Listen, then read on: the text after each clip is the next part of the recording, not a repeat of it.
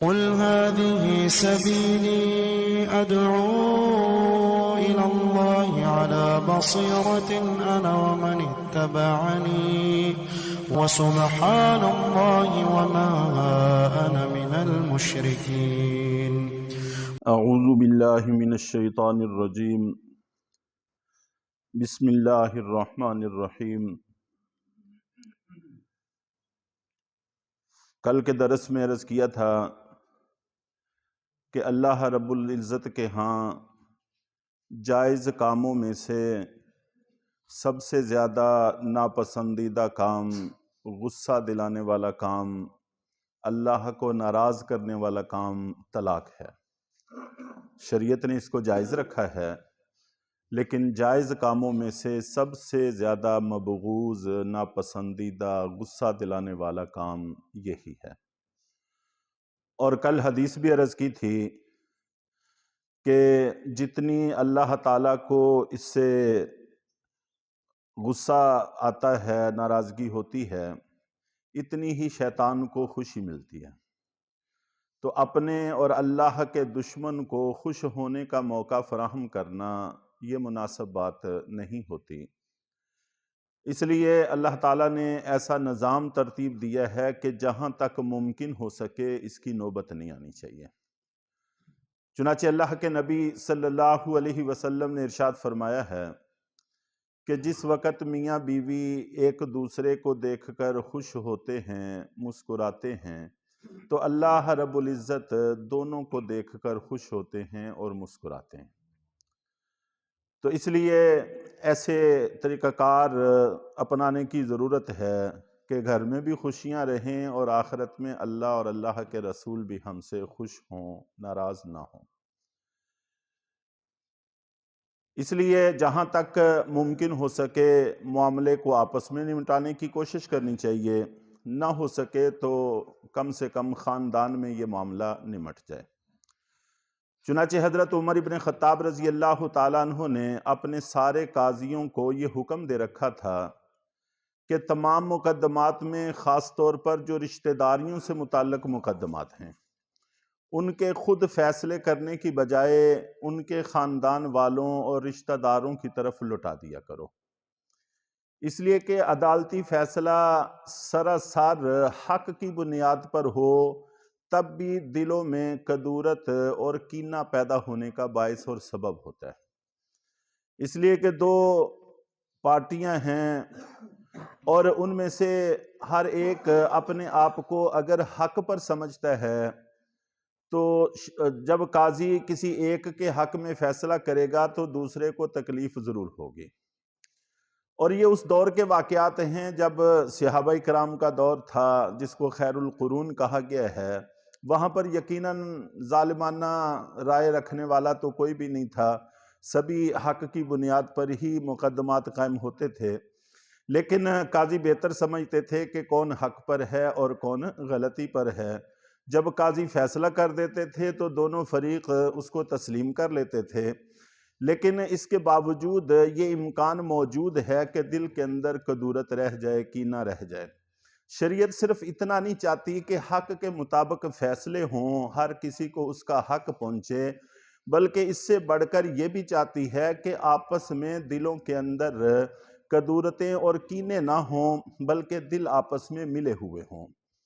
تو اس لیے شریعت ایسا نظم وضع کرتی ہے کہ جب ہمارے آپس کے جھگڑے ختم ہوں تو دل بھی صاف ہو جائیں، ان میں کدورتیں ختم ہو کر اس کی جگہ الفتیں اور محبتیں واپس آ جائیں. اس لیے حضرت عمر رضی اللہ تعالیٰ نے پابند کیا تھا کہ ان کے رشتہ داروں کی طرف معاملات نمٹا دیا کرو، لٹا دیا کرو، اور رشتہ دار آپس میں بٹھا کر صلح صفائی سے ان کا کوئی معاملہ حل کر دیں. لیکن اگر بالفرض خدا نہ خواستہ کسی وجہ سے اس سے بھی پریا پنچایت سے بھی معاملہ حل نہ ہو تو عدالت آخری حل ہے، آخری حل کے طور پر اس کو استعمال کرنا چاہیے. اور آج کل تو جہاں تک ممکن ہو سکے آخری حل سے بھی گریز کرنا چاہیے، اس لیے کہ ہمارے ہاں جو کچھ ہو رہا ہے وہ ہم سب کے سامنے ہے، کسی سے بھی مخفی اور چھپا ہوا نہیں ہے کہ انصاف ملنا تو بہت دور کی چیز ہے. البتہ اور بہت سارے مسائل کھڑے ہو جاتے ہیں.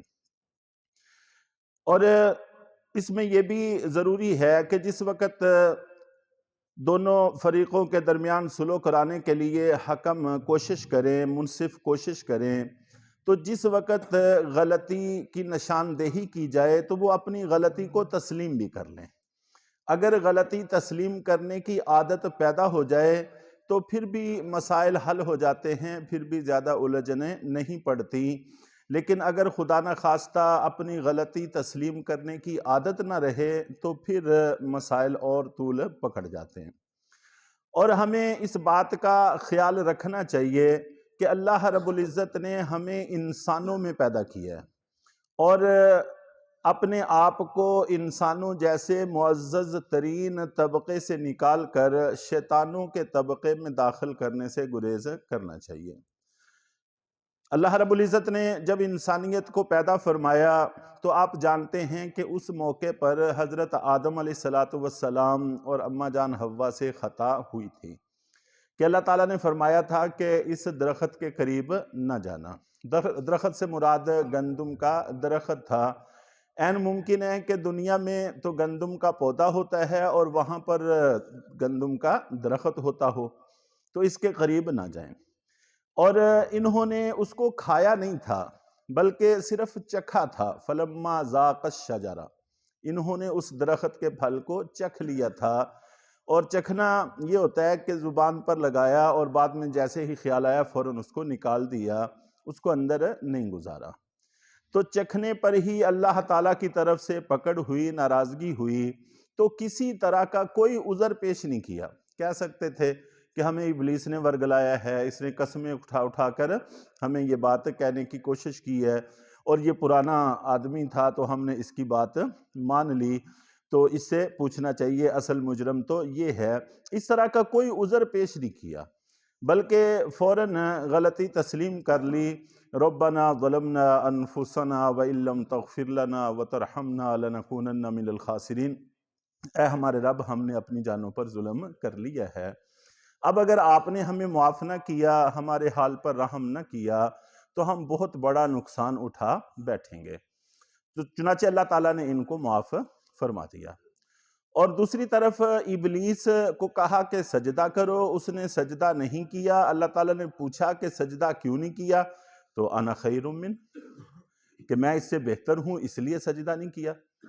اور آپ نے خلقتنی من نار وخلقتہ من طین، مجھے آگ سے پیدا کیا ہے اور اس کو مٹی سے پیدا کیا ہے، اور آگ کا رتبہ مٹی سے زیادہ ہوتا ہے، چونکہ میرا مٹیریل ہی ان کے مٹیریل سے بہتر ہے، اس لیے مجھے نہیں حق پہنچتا کہ میں ان کو سجدہ کروں، اس لیے میں نے سجدہ نہیں کیا۔ تو عذر گناہ بدتر از گناہ، تو اپنے گناہ کے عذر گھڑنے کی کوشش شروع کی، جو گناہ سے بھی بری بات ہے، تو اس کے نتیجے میں وہ شیطان اور ابلیس بنا۔ تو اللہ رب العزت نے ہمیں اس طبقے میں رکھا ہے کہ جو اپنی غلطی خطا تسلیم کر کے اللہ سے معافی کے علاوہ کسی اور راستے کو مناسب نہیں سمجھتا۔